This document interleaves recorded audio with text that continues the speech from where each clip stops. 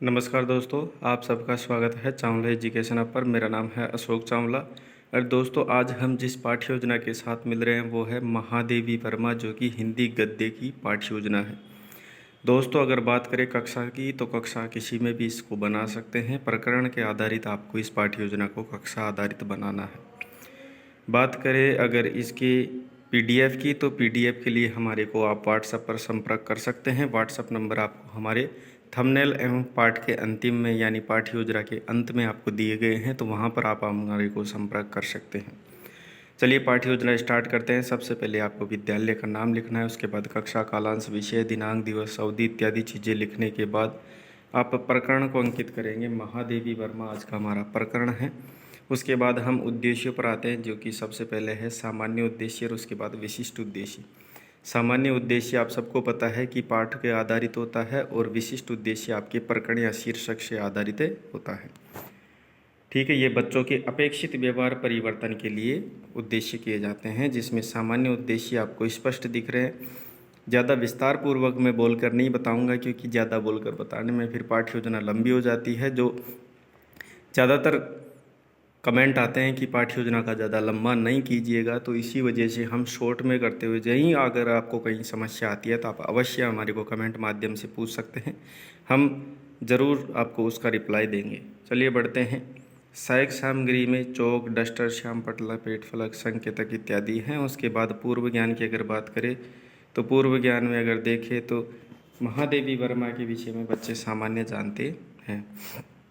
आगे बढ़ते हैं। अगला बिंदु जो कि है प्रस्तावना प्रश्न। इसमें छात्र अध्यापक अपने कुछ प्रश्न करता है या छात्र अध्यापिका अपने कुछ प्रश्न करती है और बच्चे उसका जवाब देते हैं। और इसी के माध्यम से हमारे को पाठ की प्रस्तावना करनी होती है। पहला देखिए, विद्यालय में कौन कौन से विषय पढ़ाए जाते हैं, तो गणित, हिंदी, अंग्रेजी। दूसरा, हिंदी विषय में किन किन विधाओं के माध्यम से पढ़ाते हैं, तो गद्य, पद्य, नाटक।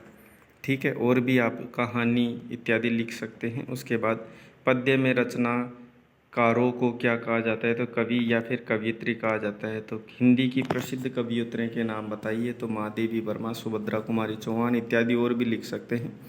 महादेवी वर्मा के विषय में आप क्या जानते हैं, तो बच्चे समस्यात्मक हो जाते हैं।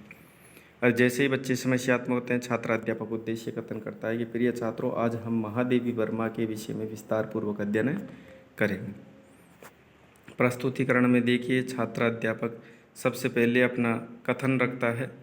ठीक है, जिसमें छात्र अध्यापक कथन कहा जाता है, छात्र कथन कहे जाते हैं और शामपटक कार्य कहा जाता है। प्रस्तुतिकरण में छात्र अध्यापक सभी छात्रों को पाठ्य पुस्तक खोलने का निर्देश देता है। सभी बच्चे पाठ्य पुस्तक खोलते हैं। सबसे पहले आदर्श वाचन किया जाता है, जो कि छात्र अध्यापक द्वारा शुद्धता, स्पष्टता, आरोह अवरोह का ध्यान रखते हुए पाठ का आदर्श वाचन करता है। और यहाँ पर सभी छात्र उसको ध्यानपूर्वक सुनते हैं। महादेवी वर्मा का जीवन परिचय में प्रमुख रचनाओं का वर्णन यहाँ पर किया जाएगा। ठीक है, उसके बाद अनुकरण वाचन में अगर देखें तो यहाँ पर समस्त बच्चों में से पाठ का जो आदर्श वाचन किया गया छात्र अध्यापक द्वारा, उसी का अनुकरण बच्चों से करवाया जाता है और अन्य बच्चे उसको ध्यानपूर्वक सुनते हैं। अशुद्धि संशोधन की अगर बात करें तो अशुद्धि संशोधन में छात्र अध्यापक जब बच्चों से अनुकरण करवाता है, तो अनुकरण करते समय बच्चे कहीं ना कहीं अशुद्धियाँ कर देते हैं। उन अशुद्ध शब्दों का ही शुद्धिकरण छात्र अध्यापक ब्लैक बोर्ड के माध्यम से करता है। बढ़ते हैं आगे। काठिन्य निवारण, इसमें कठिन शब्दों का छात्र अध्यापक निवारण करवाता है, यहाँ पे देख सकते हैं। और बच्चे अपनी शब्दार्थों को अपनी पुस्तिका में लिखते हैं। जैसे लड़की का बालिका होता है, धार्मिक यानी धर्म के प्रति निष्ठा, संस्कृत यानी परिष्कृत, महादेवी यानी देवियों में महान। ठीक है, और स्वरचना यानी खुद की रचना। उसके बाद मौन वाचन, तो यहाँ पे छात्र अध्यापक सभी बच्चों को मौन रहते हुए पाठ का वाचन करने का निर्देश देता है। सभी बच्चे पाठ का वाचन करते हैं। अब देखिए बोध प्रश्न। बोध प्रश्न में छात्र अध्यापक कुछ प्रश्न करता है और बच्चे उसके जवाब देते हैं। पहला प्रश्न, क्योंकि ये सारी चीज़ें पढ़ा दी जाती है तो उसी में से प्रश्न किए जाते हैं कि महादेवी वर्मा का जन्म कब हुआ, तो 26 मार्च 1907। महादेवी मृत्यु कब हुई थी, तो महादेवी वर्मा की मृत्यु हुई थी 11 सितंबर 1987। महादेवी वर्मा किस युग की प्रमुख रचनाकार है या कवियत्री है, तो छायावादी युग की। आधुनिक मीरा के नाम से किस कवियत्री को जाना जाता है, तो महादेवी वर्मा।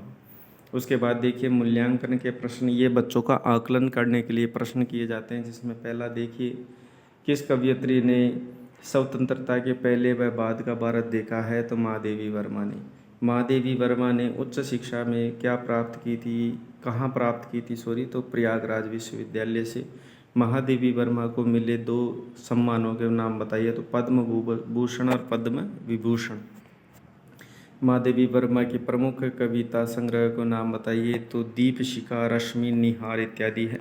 गृह कार्य की अगर बात करें तो जो हमारा पाठ्य योजना का अंतिम बिंदु है, इसमें छात्रा अध्यापक या छात्रा अध्यापिका बच्चों को गृह कार्य करने के लिए ये गृह कार्य नामक एक बिंदु देती है, जिसमें कुछ प्रश्न होते हैं। तो महादेवी वर्मा का जीवन चरित्र अपने शब्दों में लिख कर लाएंगे, इस प्रकार का होमवर्क बच्चों को देती है।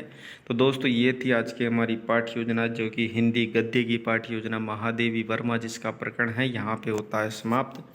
ऐसे ही वीडियो देखने के लिए हमारे चैनल चावला एजुकेशन आपको ज़रूर सब्सक्राइब करें और अपने दोस्तों को भी अवश्य जुड़ने से कहे। और बाकी इसकी पीडीएफ की अगर आवश्यकता है तो पीडीएफ के लिए हमारे व्हाट्सएप नंबर यहाँ पे दिए गए हैं, यहाँ पर आप संपर्क करके पीडीएफ प्राप्त कर सकते हैं। वीडियो अच्छा लगा है तो वीडियो को ज़रूर लाइक करिए और बाकी मिलते हैं ऐसी नई रोचक पाठ्य योजना में अगले वीडियो में। वीडियो देखने के लिए आपका बहुत बहुत धन्यवाद।